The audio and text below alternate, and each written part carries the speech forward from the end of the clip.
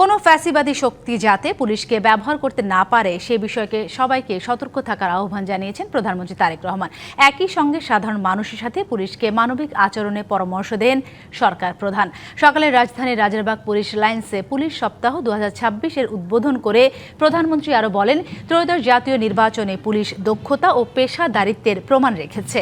বছরের পর বছর ধরে অসংখ্য হামলা মামলার শিকার মানুষ তার সরকারের সময়ে শান্তি এবং নিরাপত্তা চায় বলেন প্রধানমন্ত্রী।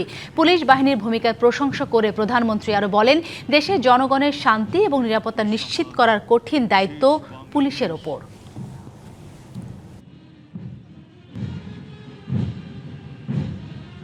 শুধু বিদেশেই নয়, দেশের জনগণের সঙ্গেও পুলিশের মানবিক আচরণ প্রত্যাশিত। এই বাংলাদেশে আর কোনো ফ্যাসিবাদ স্বৈরাচার যেন পুলিশ সদস্যদেরকে দেশ এবং জনগণের স্বাধীনতার বিরুদ্ধে ব্যবহার করতে সক্ষম না হয়।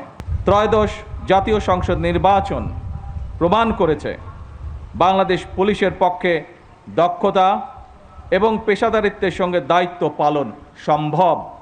ঈদ আসবে, সাথে ক্যাশব্যাকও আসবে। নিজের বা প্রিয়জনের জন্য কেনাকাটায় এবারও নগদ পেমেন্টে পাচ্ছেন দারুণ ক্যাশব্যাক। তাই যাই কিনুন, পেমেন্ট করুন নগদে।